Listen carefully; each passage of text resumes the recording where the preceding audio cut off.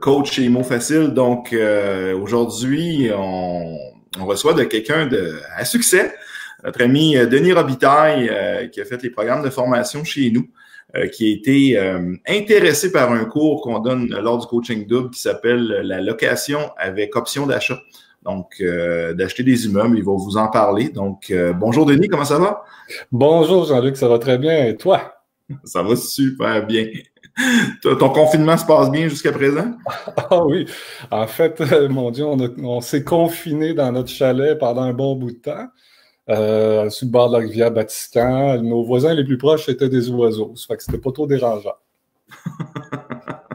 Là, t'es revenu à la maison? Oui, on est revenu à la maison, étant donné que la reprise des activités est très intense, donc on a beaucoup de déplacements à faire au cours des prochains jours. Alors, c'est préférable d'être à Québec que dans le fond des bois. Tout à fait, tout à fait. Puis il y a de l'ouvrage à faire à la maison, hein. Moi aussi, j'ai fait la même affaire. Je suis revenu, fait que faire un petit peu d'ouvrage. Oui, oui, oui, c'est sûr. Bon, génial. Écoute, je suis sûr que nos immopreneurs aujourd'hui, Denis, veulent entendre un peu ton parcours, comment que tu as été piqué par l'information. J'en ai parlé un petit peu en introduction, mais nous parler un peu de ça, ben, comment ça t'est venu l'idée là, de faire de la location achat, puis comment tu as commencé? Oui. En fait, ça a commencé en 2015. L'idée est germée. En fait, on a suivi, José et moi, ma conjointe, le coaching double. Et la dernière session du coaching double, le cinquième jour de formation, à peu près vers la fin de la formation, c'est Ghislain qui donnait donc cette formation-là. Il nous parle de location avec option d'achat. On n'avait aucune idée de ce que c'était. On avait vaguement entendu parler de ça, mais sans avoir plus d'idées que ça. Et là, quand Ghislain s'est mis à parler de ça, José et moi, on s'est regardés. On n'a rien dit, mais on savait que c'était ça qu'on allait faire.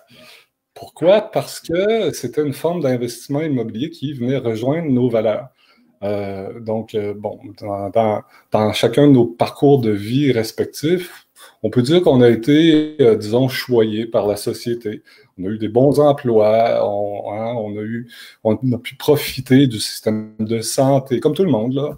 Et on s'est dit, ben, pourquoi on n'utiliserait pas justement les ressources qu'on a pour répandre, disons, ce qu'on a eu là, comme condition à d'autres, tu sais, favoriser donc pour des gens qui traversent des périodes peut-être un peu plus difficiles, ben de leur favoriser l'acquisition d'une propriété ou protéger celle qu'ils ont déjà. Là. Donc, ça nous a rejoint là. Le cours avait eu lieu en août 2015, on s'en rappelle très bien. C'était un mardi en fin de journée, en soirée. Et un mois plus tard, on partait notre entreprise. Et qu'on a appelé les Anges immobiliers. Et depuis ce temps-là, ben, on a fait un peu de chemin. On a acquis, soit par nous-mêmes ou avec des partenaires, au-delà de 60 propriétés. 60 propriétés. Ouais. Wow, Ouais. wow, c'est C'est ça. impressionnant. Donc, 34 juste l'année dernière. Ouais, 34 l'an passé. En fait, nos activités ont commencé doucement, très doucement. D'abord parce que moi, j'avais encore un emploi, et José aussi, et un emploi très prenant. J'étais directeur du bureau de projet de la CSST, qui est devenue la CNESST. Plusieurs projets, plusieurs millions, même centaines de millions d'investissements par année. Alors, ça, là, c'était extrêmement stressant, extrêmement occupant aussi. Ça fait que, évidemment, le temps qu'on avait à consacrer était peut-être pas optimal. Même que la première année, on n'a fait aucun investissement. Pourquoi? Parce que ce monde-là est un peu spécial. C'est pas juste de l'investissement immobilier, je dirais, c'est l'accessoire d'investissement immobilier là-dedans. Il faut vraiment avoir des connaissances un peu plus dans le monde de la finance, dans le monde hypothécaire. Comment ça marche, un dossier de crédit? Qu'est-ce qu'on est capable de faire? Donc, on s'est formé pendant un an. On est allé chercher des formations supplémentaires.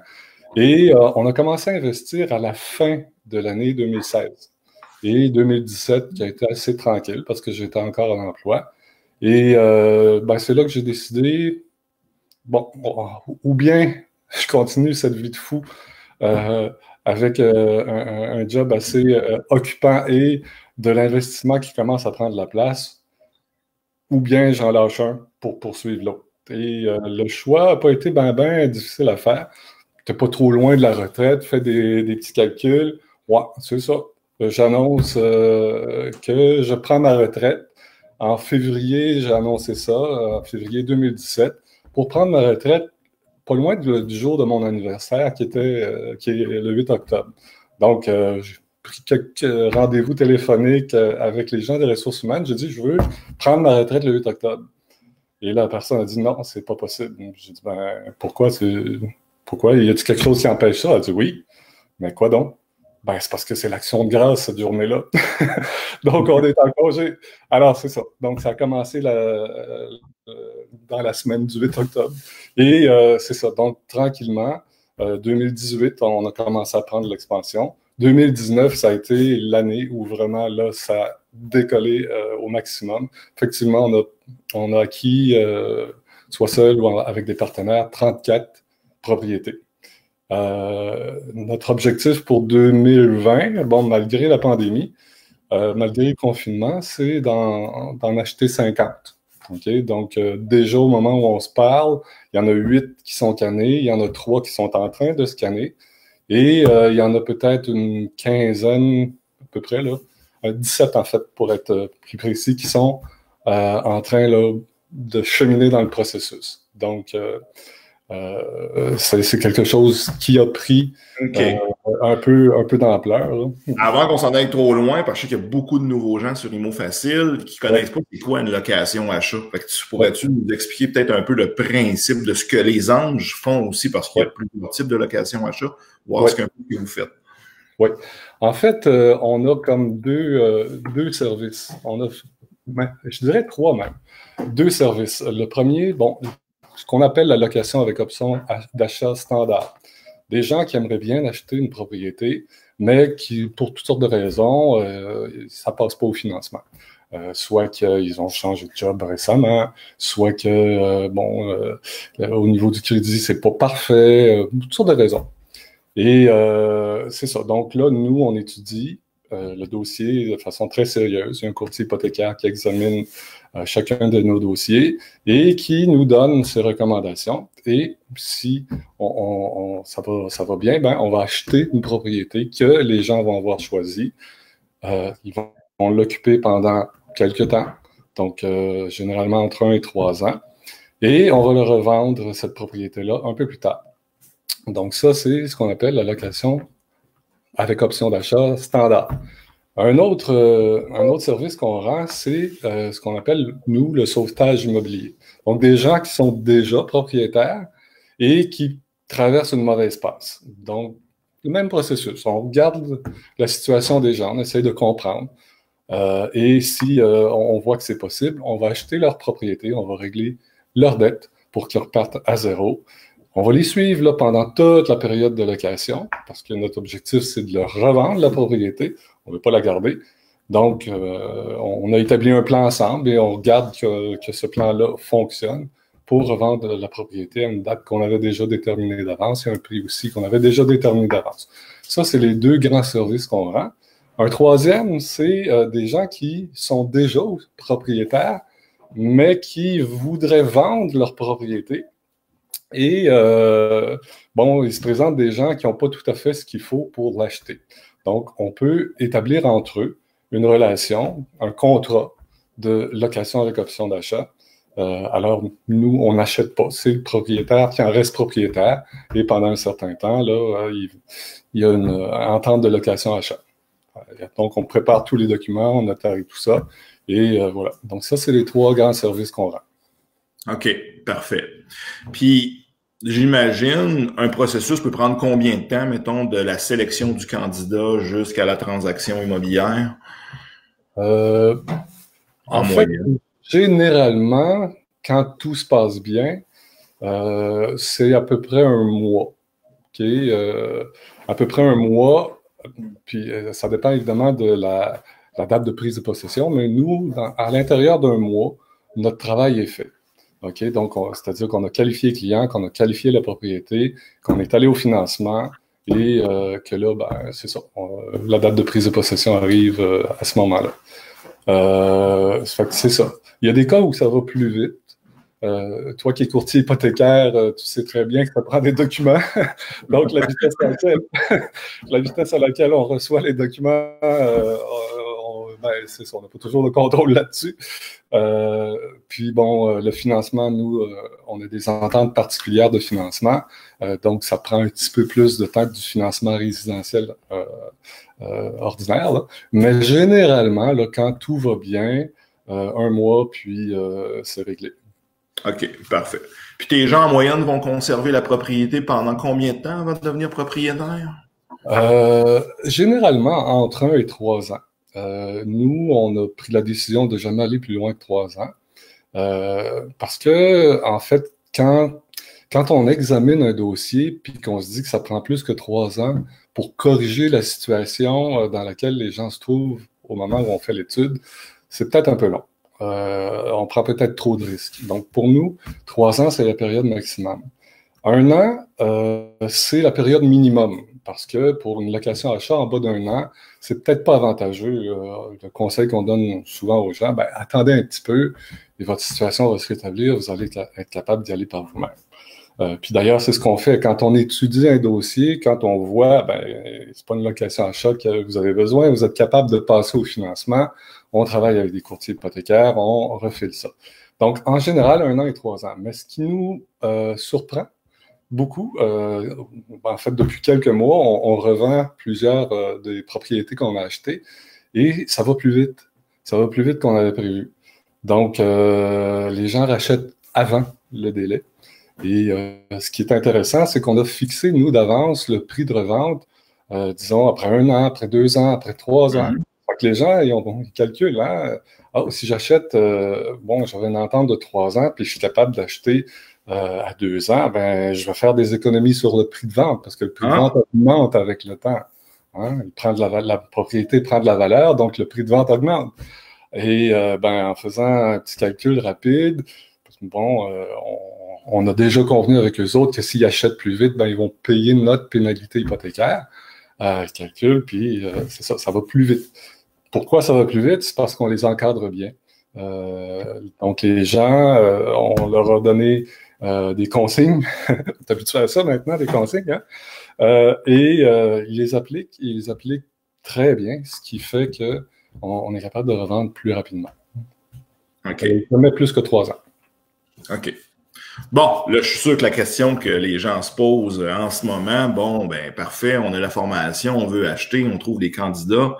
Comment qu'on va financer ça? Comment que tu as pu acheter autant d'immeubles? J'imagine que c'est pas tout ton argent que tu as pris. Oui. Donc, la créativité dans ton financement. Oui, beaucoup. Puis la créativité arrive par deux voies, là, si on veut. La première, je l'ai dit tantôt, c'est qu'on a une entente particulière. En fait, les premières locations achats qu'on a faites, on est allé cogner là, aux portes des institutions financières, puis tout le monde disait, ben non, voyons, pensez-vous qu'on va vous passer de l'argent pour acheter des maisons à des personnes qui ne passent pas au financement? Voyons donc. Fait que là, les 2 premières acquisitions, on l'a fait à notre nom propre. Même si on avait une compagnie, on l'a fait à notre nom propre, dans du financement résidentiel standard, pour démontrer que ça marchait.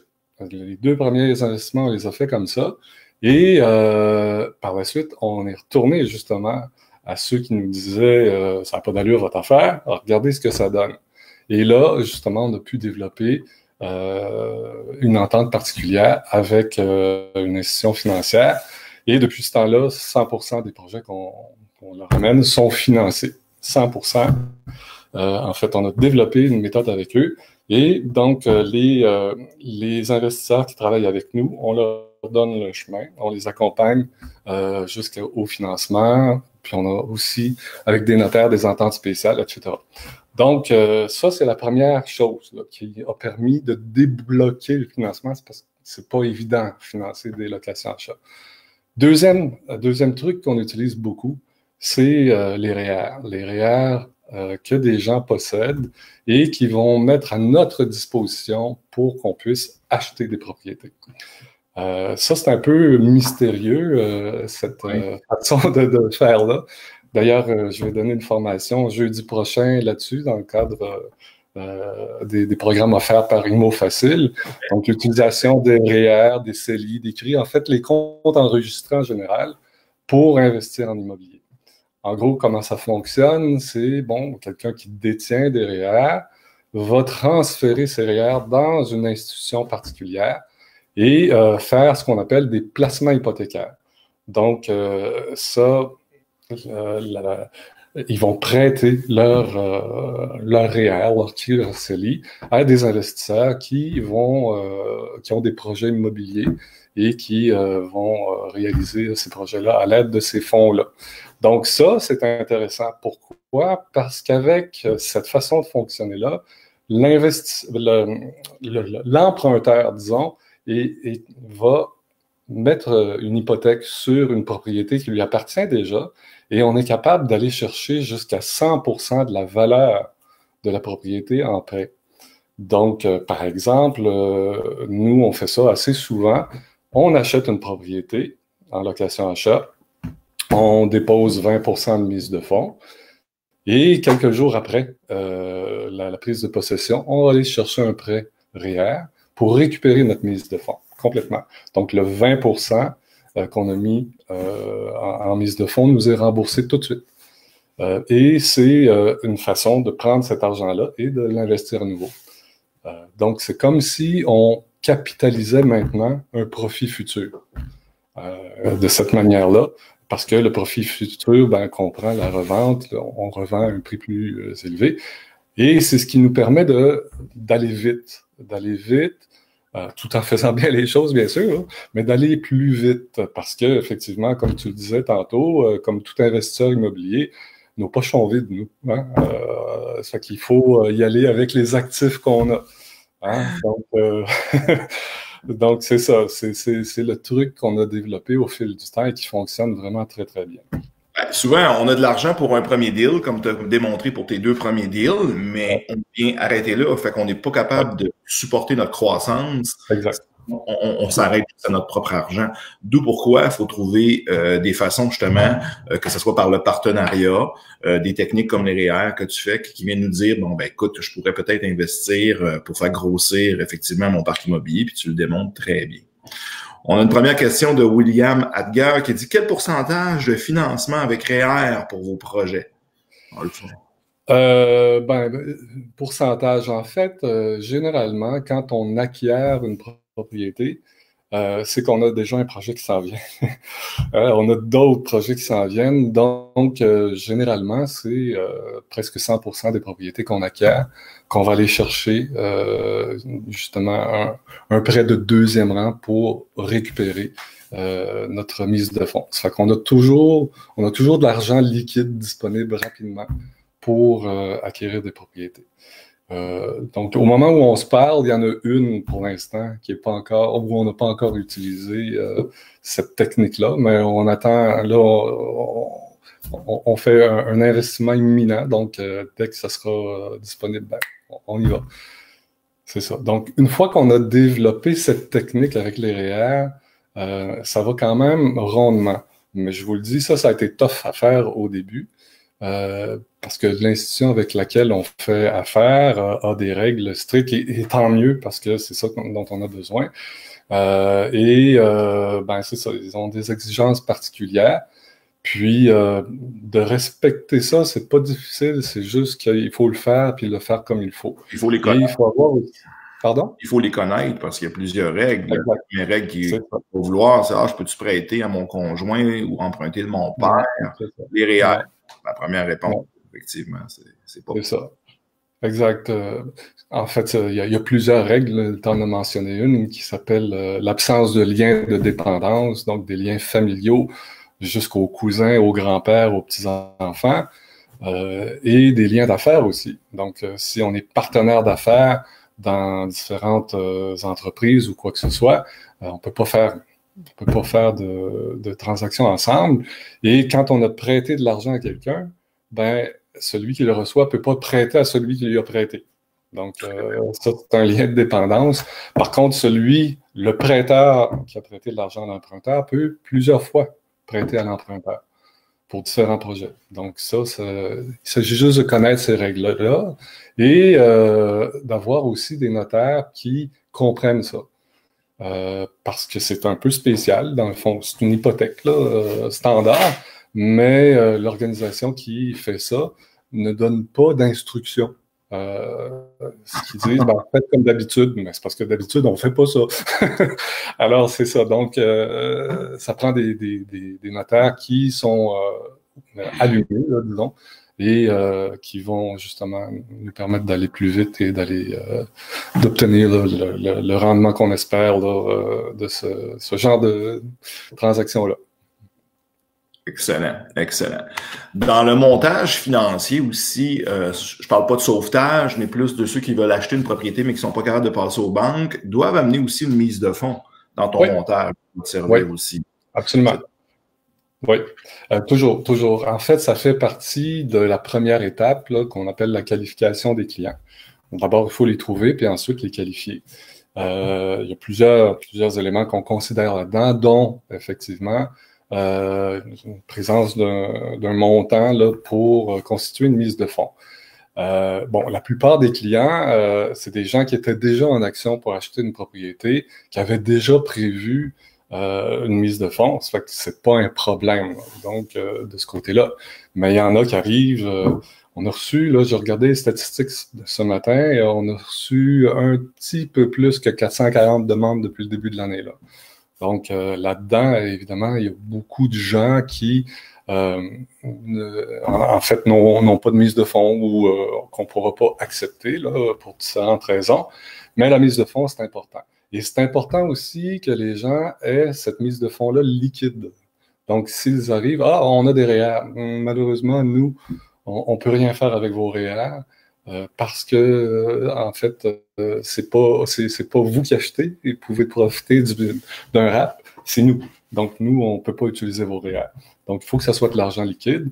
Et puis, c'est ça. Donc, chaque dossier, on va déterminer, en fonction de où on part, qu'est-ce qu'on a de besoin comme mise de fonds, parce qu'on connaît la destination, là. Vous allez avoir besoin de tant de mise de fonds à la fin. Alors, tout ça se calcule comme il faut. Comme je le disais avec un courtier hypothécaire, et c'est ça, le chemin, on le suit là jusqu'au bout. Donc, des fois, il faut accumuler un peu plus de mise de fonds pendant la location, qui sont ajoutées aux mensualités, pour faire en sorte que les gens puissent racheter avec la mise de fonds nécessaire à l'autre bout. C'est ça. Exact. Fait que, voilà. Puis, tu le mentionnais tantôt, dans le cas des sauvetages immobiliers, c'est complètement différent. Là, on ne demande pas aux gens de nous donner une mise de fonds, ils sont quasiment dans la rue. Ah ouais, c'est ça. Donc, on se sert de l'équité qui est disponible sur la propriété. Et une fois qu'on a réglé toutes les dettes hypothécaires, dettes de carte de crédit, etc., ce qui reste va constituer leur mise de fonds pour le rachat. Encore là, il y a tout un plan qui se met en branle pour nous assurer qu'à l'autre bout, ils puissent justement passer au financement avec des finances là, complètement assainies. OK. On a Isabelle Manville qui me demande quel est l'avantage pour la personne de prêter ses REER? Ah mon Dieu, il y en a quand même plusieurs. D'abord, on investit dans de la brique et du ciment. C'est des actifs tangibles. On n'est pas sur des marchés qui fluctuent. On le voit là, depuis la pandémie, là, ça s'en va dans toutes les directions. Donc là, on a un rendement qui est stable et des actifs qui existent. Ça fait que ça, c'est quand même des actifs concrets. Là. Donc, c'est quand même un certain degré là, de sécurité là, dans ce monde de placement-là. L'intérêt aussi, c'est que ça donne un rendement qui est stable, qui ne fluctue pas. Donc, il y a une discussion au départ qui s'établit entre le prêteur et l'emprunteur sur les termes, disons, du prêt. Donc, la durée, le taux d'intérêt et différentes autres caractéristiques. Donc, par exemple, On peut s'entendre sur un prêt de 3 ans avec un taux d'intérêt, disons, de 6, 7, 8%. Et ça, c'est stable jusqu'au bout. Ce qui est important quand on investit son argent là-dedans, c'est d'abord d'en connaître un petit peu plus sur l'emprunteur. C'est quoi son profil? Qu'est-ce qu'il veut faire avec cet argent-là? Et comment l'emprunteur va-t-il s'y prendre pour payer les intérêts sur le prêt pendant toute la période? Et comment va-t-il faire aussi pour rembourser le capital au terme de la transaction ou avant? Donc, il faut regarder ça bien comme il faut. Et une fois qu'on a cette assurance-là, c'est un placement qui est quand même très intéressant. Bien, effectivement, dans le fond, c'est comme si la personne qui prêterait devenait un prêteur privé pour l'emprunteur qui a de la difficulté. Il faut quand même savoir, puis là je mets les protections, c'est que la personne devient une prêteuse de son argent, même titre qu'un prêt privé hypothécaire qu'on peut retrouver. Oui. Donc, c'est pour ça qu'il y a des vérifications à faire, il y a des due diligence à faire. Tu peux pas garantir de rendement, tu peux pas garantir qu'il n'y a pas de défaut. Ça, c'est important à savoir. C'est quand même un investissement qui demeure un risque comme tel. Fait que ça, c'est toujours bien à connaître. Oui. Philippe nous pose, est-ce que cette technique peut être utilisée pour l'achat d'un 8, 12, 16 ou plus ou seulement unifamilial? Non, ça s'applique à n'importe quel type d'investissement immobilier. En fait, il y a beaucoup de personnes qui croient quelque chose que je vais essayer de démystifier maintenant. C'est-à-dire qu'on ne peut pas utiliser cette technique-là pour acheter quelque chose sans qu'on ait déjà une propriété. C'est-à-dire qu'on ne peut pas, par exemple, on veut acheter, je ne sais pas moi, un 12 logements. On ne peut pas mettre une hypothèque de deuxième rang sur quelque chose qui ne nous appartient pas. Hein? Il faut l'avoir acheté d'abord. Donc, pour utiliser ces REER-là, ben, ça nous prend quelque chose. Donc, sa maison personnelle, par exemple. On va aller chercher l'équité de la maison personnelle pour ramasser l'argent qui est nécessaire pour une mise de fonds, pour acheter n'importe quoi, là, finalement. Ça peut être autant des unifamiliales que des plex. Donc, c'est ça, là. Beaucoup de personnes croient, ben, regarde, je vais me servir de l'équité de l'immeuble que je vais acheter pour aller chercher un prêt de deuxième rang. Ben non, il ne vous appartient pas encore. OK? Utilisez autre chose qui vous appartient pour faire ce genre d'investissement-là. Tout à fait. Valérie nous dit, j'ai pas bien compris la question du prêt REER. Est-ce que je peux acheter un plex avec une mise de fonds, ensuite demander un prêt REER? Ben, ça répond un peu à ce que tu viens de dire. On peut pas prendre nos propres REER pour acheter le bâtiment. Ça règle dans les règles. Donc, ça, c'est là. Pour répondre pour les multis de ma part, effectivement, c'est quelque chose qui est un peu plus difficile parce que vous ne pouvez pas non plus emprunter pour une mise de fonds au niveau de la SCHL, là, si je parle de dossiers multi, mais qu'il y aurait peut-être d'autres stratégies à regarder au niveau du financement. Une chose que je dois préciser peut-être, si tu me permets, Jean-Luc, la beauté de cette forme d'emprunt-là, disons, c'est que ça ne paraît pas du tout dans les dossiers personnels, les dossiers de crédit personnel. Okay? Pas du tout. La seule trace que ça laisse, véritablement, c'est dans le registre foncier, parce qu'il y a eu une hypothèque qui a été enregistrée. Okay? Mais ça ne vient pas affecter le crédit, pas plus que les ratios, si on ne le sait pas. Mais non, parce que c'est de l'argent qui a prêté, fait que c'est normal. Ce qui apparaît notre crédit, ce sont des dettes la plupart du temps. C'est ça. Mais ça n'a pas l'emprunteur non plus, effectivement. Effectivement, oui. Est-ce qu'un prêt REER apparaît sur... Bon, le bureau de crédit, on vient de répondre. Vos formations sont priceless, sont gentils. Ça. Quel est les inconvénients de prendre un RAP, qui est une autre stratégie REER, complètement différente? Je ne sais pas si tu l'utilises dans tes locations à chaud ou pas. Ou, non, quand tu veux acheter sa propriété, c'est pas une technique. Oui. Dans ce sens-là, oui, effectivement, dans ce sens-là, oui. Mais non, quand c'est nous qui achetons, en fait, le RAP, c'est intéressant, là, vraiment pour les personnes qui veulent acheter une propriété pour eux-mêmes. C'est une technique extraordinaire. C'est ça. Mais par contre, dans ce qu'on fait, non. Dans le fond, le RAP, juste peut-être pour faire un petit rappel, c'est de l'argent qu'on a dans des REER, qu'on peut utiliser pour constituer la mise de fonds pour acquérir une propriété. Donc, en 2020, la limite est de 35 000 par personne. Donc, un couple qui aurait chacun 35 000 d'accumulés peuvent utiliser jusqu'à 70 000 de leur REER en RAP pour constituer la mise de fonds pour l'achat d'une propriété. C'est quand même très, très, très intéressant. Bon, dans le cadre de nos activités de location-achat, nous, non, on rappe pas. Je veux dire, c'est en fait notre entreprise qui achète des propriétés, pas nous-mêmes, là. Donc, cette technique-là ne s'adresse pas à nous. OK. On a Eliakim nous pose, y a-t-il des avantages du type de prêt REER, dans le fond, que tu vois? Des désavantages, oui, bien sûr. Désavantages. Désavantages, oui. Désavantages, ok, c'est bon. Bien sûr, il y a des désavantages, bien sûr. Si tout était parfait, tout le monde le ferait, hein? Mais désavantage premier, c'est que c'est pas facile, comme je l'expliquais tantôt. Il faut vraiment mettre beaucoup d'énergie pour aller chercher ça. Okay? Donc, il y a un parcours, disons, du prêteur et il y a un parcours de l'emprunteur qui finissent par se rejoindre à un moment donné.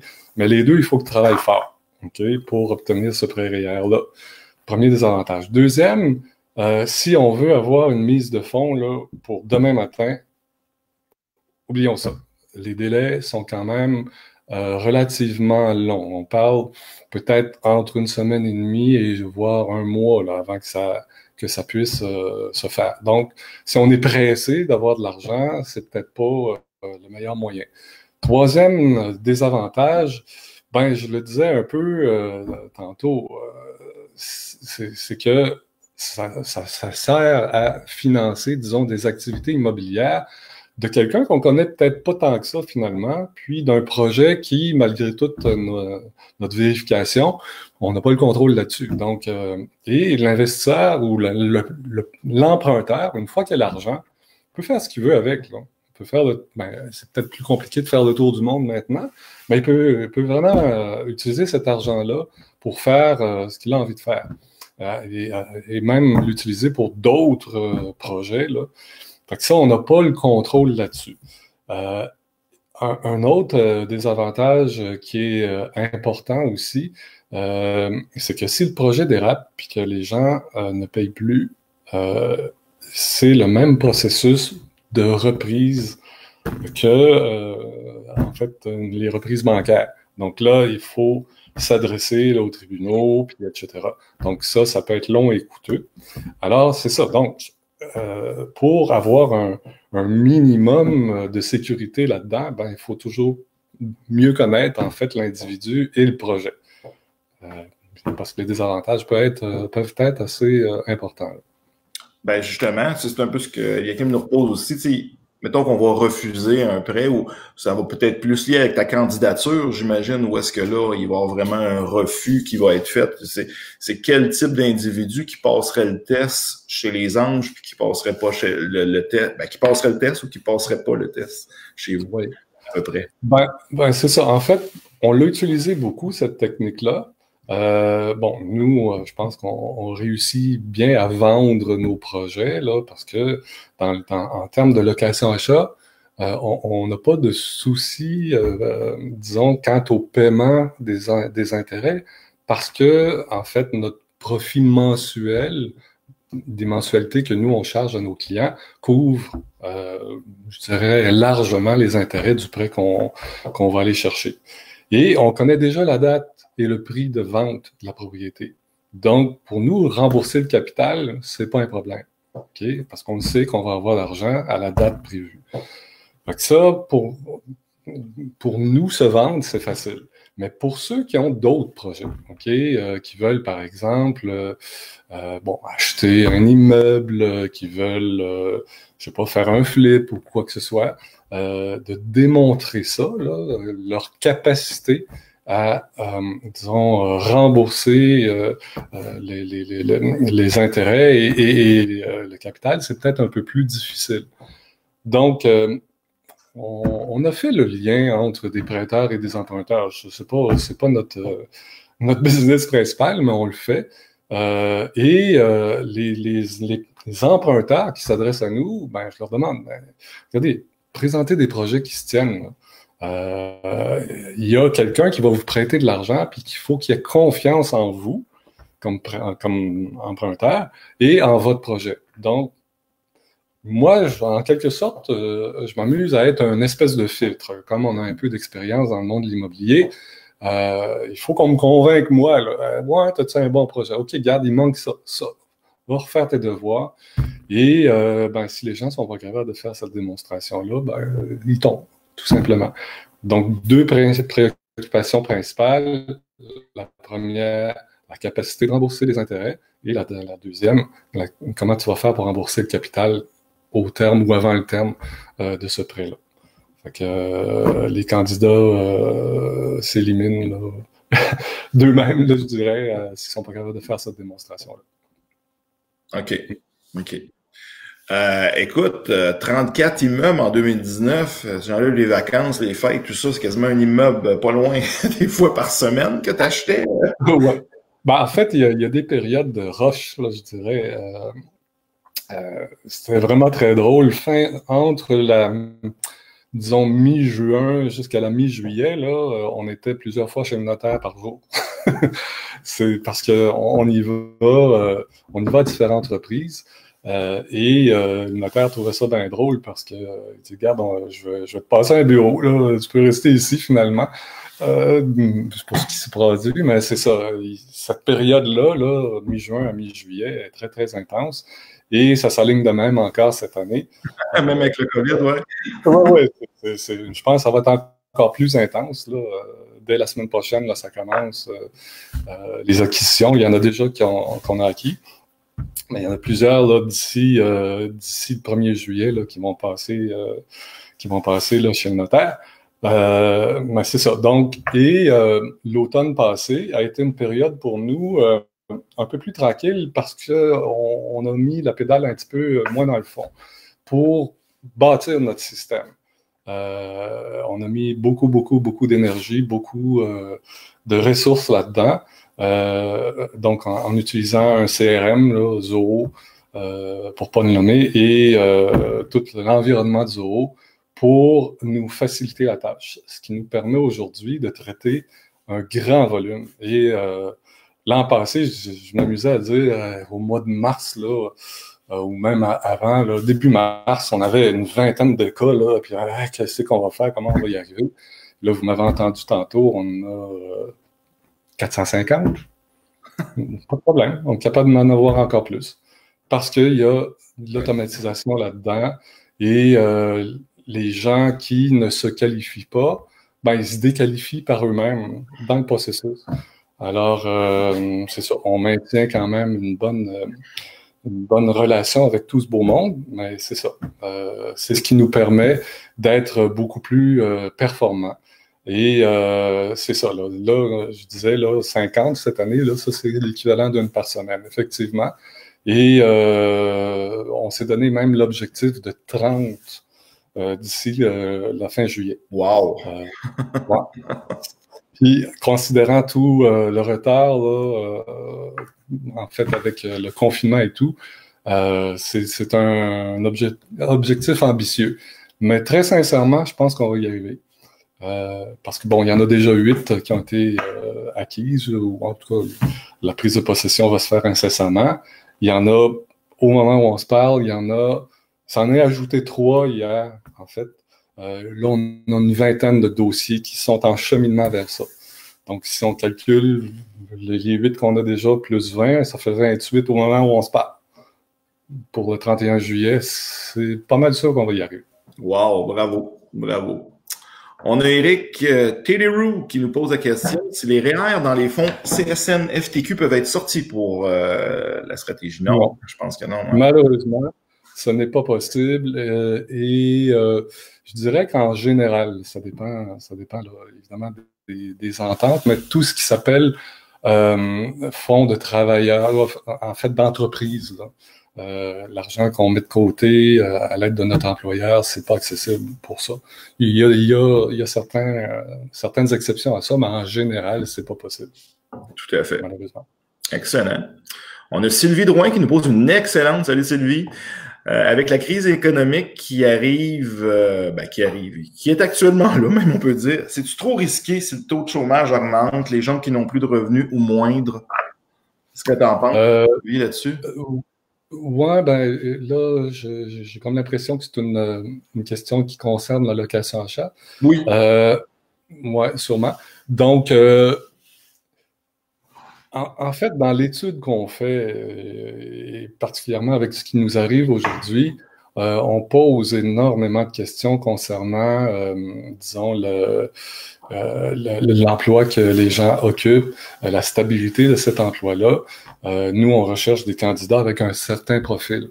Évidemment, des gens qui se retrouvent sur le chômage et qui, les activités reprennent de plus en plus. Si on a suffisamment d'assurance que tout va se replacer, il n'y a pas de problème. Et c'est ce qu'on reçoit beaucoup de ces temps-ci, des gens qui avaient été préqualifiés avant le confinement, qui ne le sont plus du tout maintenant, parce qu'ils ont traversé une période de chômage. Donc là, c'est des candidats intéressants. Ils retournent à l'emploi. Puis nous, évidemment, on fait notre vérification là, pour être bien sûr de tout ça. Mais c'est ça, on va aller de l'avant seulement avec des gens où on a cette assurance là, qu'il y a une reprise. Puis voilà, c'est sûr. En fait, la qualification là, des candidats, c'est ce qui nous demande, disons, dans tout le processus, le plus d'énergie. On fait pas ça n'importe comment. Là. On veut pas. Nous, la dernière chose qu'on veut, être pris à la fin de notre location achat avec une maison que les gens sont pas capables d'acheter. Donc, c'est ça. Donc, c'est vraiment les conditions du début qui font qu'à la fin, ça va être possible. Depuis, j'imagine, de 1 à 3 ans, n'avez-vous plusieurs présentement qui ont acheté leur maison? Ou...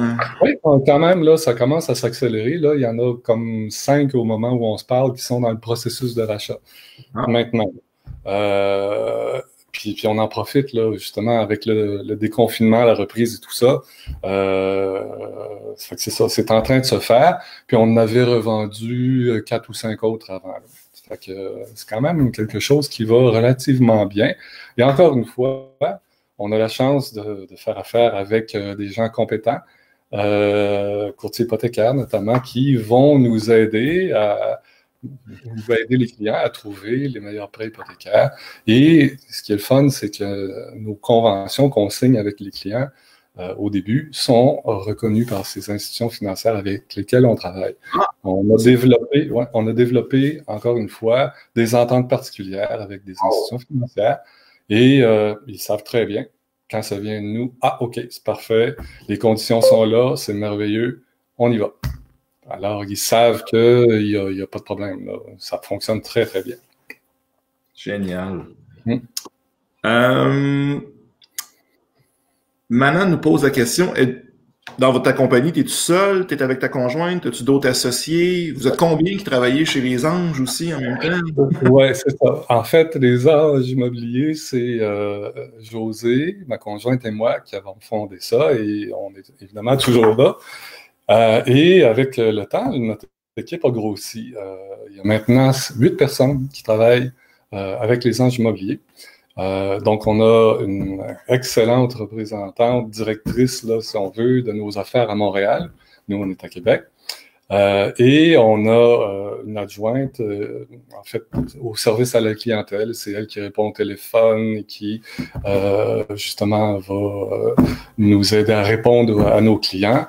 On a deux analystes, en fait. On a aussi notre spécialiste là, de zoo qui travaille avec nous, qui nous amène pas mal, disons, de belles idées, de belles propositions pour justement nous permettre d'être de plus en plus efficaces. Fait que l'équipe a grossi avec le temps. Ouais. Quand même, il y a du monde. Wow. On a Sylvie qui nous revient avec une question. C'est une bonne question. Qu'est-ce qui se passe si l'investissement devient un flop? C'est quoi le partage du risque? De quelle façon? Effectivement, il faut en parler. Oui, oui, en fait, quand on travaille avec des investisseurs, on fait toujours partie de la transaction. Donc, l'investisseur qui investit avec nous, ou son entreprise, en fait, est propriétaire de la propriété qui est achetée. Mais nous, on a une entente avec eux, une entente de partenariat, où on partage les profits sur une base mensuelle et à la fin, mais on partage aussi les problèmes. C'est bon. Nous, on est toujours front. En fait, les clients là, qui s'adressent à nous, c'est nous qui ont connu, pas l'investisseur. Même la plupart du temps, l'investisseur ne rencontrera jamais les clients, ne verront jamais la maison. C'est toutes nous qui se tapons ce travail-là. Et donc, s'il y a un risque à la fin, il y a quelque chose qui ne marche pas, on l'assume avec l'investisseur. Par contre, la beauté de la location-achat, c'est que, contrairement à un prêt, par exemple, c'est nous qui sommes propriétaires ou notre partenaire qui est propriétaire. Donc, il nous reste pas mal d'options encore. Donc, on peut mettre la maison à louer, on peut repartir une nouvelle location-achat ou on peut vendre la propriété. Donc, c'est des options quand même intéressantes. On est propriétaire, on fait ce qu'on a envie de faire. Puis d'ailleurs, cette situation-là nous est arrivée une fois. Au tout début, la première maison qu'on a achetée, dans le coin de Québec, dans le nord de Québec, on a acheté une maison et 2 mois plus tard, nos clients disent, il faut qu'on s'en aille. Qu'est-ce qui se passe? Voilà, c'est quoi là? La mère de la dame tombée gravement malade, il faut que la dame retourne au chevet de sa mère. Puis, ils sont pas tous dans la même région. Bon. Les clients nous avaient donné 15 000 de mise de fonds. Là, on a dit, vous savez ce qui va vous arriver.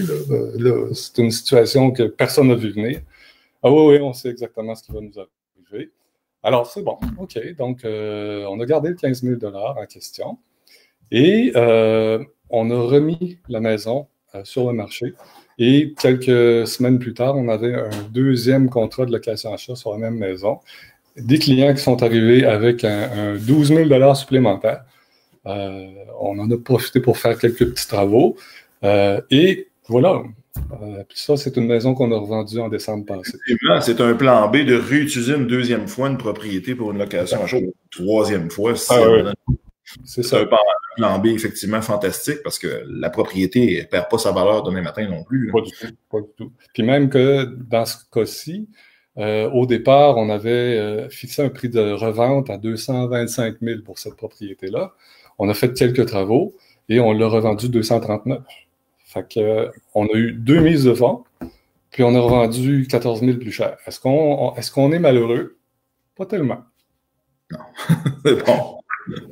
On a William par rapport à cette question-là. Mettons qu'il y a un problème. As-tu un pourcentage de mauvaises créances présentement ou ça va bien? Ou... Oui, ça va relativement bien. En fait, il y a eu, en vérité, là, il y a eu ce projet-là dont je viens de parler qui a pris une voie complètement différente de celle qu'on avait prévue. Il y a eu un autre projet où là, la personne avait pas tout à fait respecté ses engagements. On a pris un peu de procédure contre cette personne-là, puis poups, là, c'est en train de se replacer. On n'a pas besoin d'aller en cours, on a juste à faire valoir ce que notre convention comprend. Et puis, généralement, les gens se redressent. Mais bon, généralement, là, pas de problème. Pourquoi? Encore une fois, parce qu'on fait une très bonne qualification dès le départ des clients. On en refuse vraiment beaucoup. Puis l'idée n'est pas d'en faire le plus possible, puis de faire le plus d'argent possible, puis de mettre les gens à la rue, c'est le contraire. Avec un nom d'entreprise comme on a, il faut pas faire des crosses, là, hein? Donc, on essaye d'être le plus droit possible. Et je dirais aussi, à la quantité de demandes qu'on reçoit, on peut être plus sélectif. Quand on commence là-dedans, on est peut-être plus tenté à prendre plus de risques. Maintenant, on en prend moins, là. Puis on apprend aussi à travers le temps comment choisir à la fois les bons candidats et les bonnes propriétés. Tout à fait. On a maintenant qui nous pose, bon, mettons que les choses tournent mal, acheter une propriété convenue, les droits au maintien, les gens auront-tu droit au maintien des lieux? Avez-vous une clause à cet effet ou les gens doivent quitter la propriété? Mettons que tu es avec quelqu'un en mauvaise confiance. Je pense que c'est jamais arrivé, ce que tu disais, là. Ouais, pas encore. Ouais, c'était pas encore. Puis la seule fois où c'est arrivé, c'est pas nous qui avons demandé que les gens partent. Tu n'as jamais eu à penser personne à quitter? Non, pas jusqu'à maintenant. Mais bon, c'est ça. Pour le maintien, en fait, il faut comprendre que c'est pas un bail qu'on signe avec les clients. Donc, on dépend pas de la régie du logement. Cette convention qu'on signe contient des clauses, justement, qui indiquent, là, écoute, s'il y a des défauts, puis il y a toute une liste de défauts, comme dans des contrats hypothécaires, hein, défauts, toute une liste, et qu'est-ce qu'on fait s'il y a défaut? Alors, c'est ça, le droit au maintien des lieux, il n'est pas possible. Il n'est pas possible quand on arrive à une situation où, écoute, tu ne payes pas, mon ami, il va falloir que tu quittes. Et bon, toutes sortes de procédures qui peuvent se prendre dans le cas échéant. Mais encore une fois, on n'a pas eu à appliquer ça encore. Excellent. On a Philippe qui pose une question un peu plus technique sur les REER. Je pense que, Philippe, je vais laisser, écoute, Denis donne une excellente formation ce jeudi là-dessus, qui va expliquer un peu toutes les façons, le mécanisme, comment travailler ça, les possibilités, les règles d'attribution, si on peut ou si on peut pas. Parce que ta question est assez technique, qui prendra un peu plus de temps. On a Linda, je peux vous dire de gros monde, l'hypothèque est à quel nom? Moi, j'ai compris qu'elle était au nom de l'investisseur qui l'achète dans la propriété, l'hypothèque. Oui. Enfin, à ce moment-là, en fait, c'est l'entreprise de cet investisseur-là parce que c'est du financement commercial qu'on va chercher. L'entente particulière dont je parle, c'est un prêt commercial qu'on va aller chercher. Donc là, nous, en fait, on a instauré tout un processus là, pour qualifier les investisseurs qui travaillent avec nous. On ne veut pas travailler avec des criminels. On ne veut pas travailler avec des gens qui, le jour où on fait la demande de financement, ça passe pas. Donc, on les filtre, on a tout un processus et on leur indique la voie aussi à suivre pour justement profiter des avantages dont on dispose. Et notre directeur de compte nous dit à chaque fois, écoute, les candidats que tu nous amènes, là, c'est extraordinaire, du triple A, là, aucun problème de financement. Et même que la directrice générale de cette institution financière, à quantité de projets qu'on leur a présentés, a dit, tu sais, moi, j'ai la responsabilité de donner le go au financement. Donc, évidemment, quand les directeurs de compte font leur travail, moi, j'épluche chacun des dossiers attentivement. Mais il dit, quand je vois que ça vient de chez vous, je ne le regarde pas, je le signe. Tout à fait. Donc, ça, c'est vraiment là, quelque chose de très intéressant. On a Mana qui nous dit comment je fais pour suivre la formation donnée avec Denis. Ben écoute, Mana, IMO Facile a posté à peu près à la minute 8, minute 23. Va voir dans les commentaires le lien pour t'inscrire à la formation est là. Tout se fait anti-COVID, donc virtuellement. Fait que tu pourras t'inscrire là. Une formation quand même de 3 heures, hein, Denis, je pense? Oui, bien pleine. Sérieusement, je pense que ça vaut la peine. C'est un investissement pour votre tête, qu'un jour votre tête va remplir votre portefeuille que vous pouvez faire.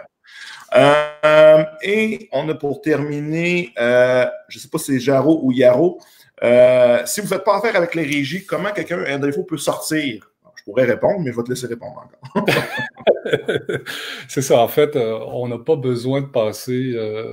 en fait, à chaque fois dans le passé où il y a eu des gens qui se sont adressés à la régie là, pour des questions de location-achat, la régie a toujours dit c'est pas de la compétence de notre... c'est ça, c'est pas de nos affaires. Okay?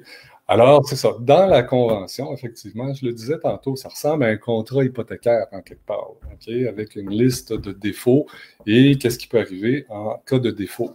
Et une des choses qui peut arriver, évidemment, bon, les gens perdent leurs droits sur la mise de fonds qu'ils ont avancée et perdent le droit de préoccupation, donc occupation avant qu'ils achètent. Donc, en faisant valoir ces articles-là de la Convention, les gens vont devoir quitter. Ils vont perdre l'investissement de mise de fonds qu'ils ont mis au départ. S'il le faut, on peut s'adresser à la Cour supérieure du Québec pour justement faire en sorte que les gens soient évincés. Donc là, c'est tout un processus, des injonctions qui font en sorte que les gens vont devoir quitter. C'est ça. Alors, ça, c'est tout un processus, mais jusqu'à maintenant, on n'a jamais eu de cas qui se sont rendus à la Cour supérieure. C'est votre but, d'ailleurs. Vous portez bien votre nom, les anges. Ben oui! Ben oui! Des fois, c'est lourd à porter. Franchement, merci pour ce matin. Il y a Linda qui aimerait avoir tes coordonnées. Fait que si tu veux aller dans le Facebook, au pire, les écrire ou mettre le lien de ton site web, peut-être, que tu pourrais mettre dans les commentaires. Donc, je vous rappelle, Denis donne la formation si vous voulez avoir des stratégies pour les REER ce jeudi soir, je pense que c'est à 19h. Donc, vous inscrivez dans les commentaires. Et aussi, si la location, le concept de location-achat vous intéresse, le 30 mai, il y a aussi une formation. C'est-tu toi qui la donnes, Denis, le 30 mai? Ou si... Non. C'est Luc Audette et Nectarios Petropoulos. Luc qui est notre avocat qui a bâti le contrat de convention légal, contrat avec option d'achat. Et Nectarios aussi, qui est un adepte comme toi aussi de la location, qui en a fait aussi plusieurs. Oui. Très bon cours en passant. Oui, tout à fait. Excellent, bon cours. Oui. Bon, ben merci à tout le monde. Merci d'avoir été là et si nombreux. Merci d'avoir participé aussi avec vos questions. Sur ce, mon cher Denis, à la prochaine. Ben, merci beaucoup, Jean-Luc. Merci. À bientôt. Merci.